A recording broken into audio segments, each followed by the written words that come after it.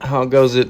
I just saw this on YouTube feed and watched it like a minute or two of it, but it's not a very long video. It's Tim Welch talking about how there's something wrong with Chito, and I think he only made this video because he beat Sean O'Malley, so there's got to be some excuse on why Chito lost, because now Corey's at the top of the division too, and he's got to make some excuse.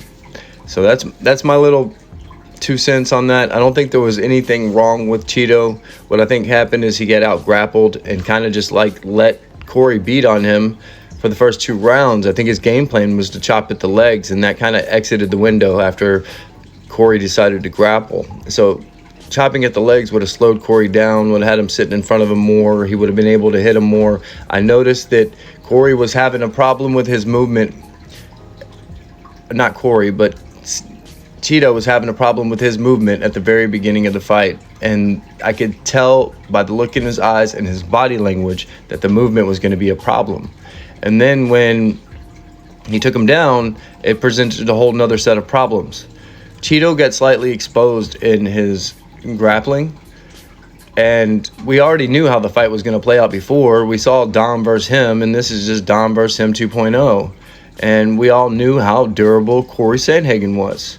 He's a more well-rounded striker that has better entrances and exits than O'Malley. O'Malley is a better counter striker than he is an attacker, and likes for people to come at him and respond, where Sandhagen can do both.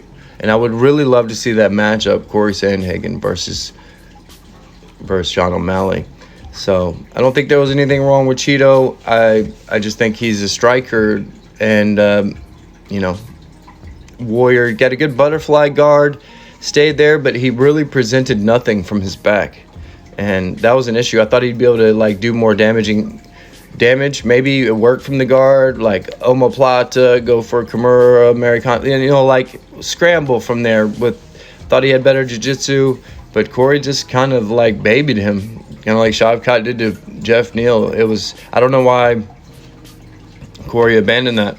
But anyway, I like Tim Welch. He's a brilliant dude, but I just feel like he does everything he can to protect Sean and his mentality, and feeds him delusions, and I guess that's what Sean needs, but I don't know. To me, Corey has proved that he's the better striker just from their match. I know MMA math doesn't add up, but there was only one way to find out, and let's see that fight, right?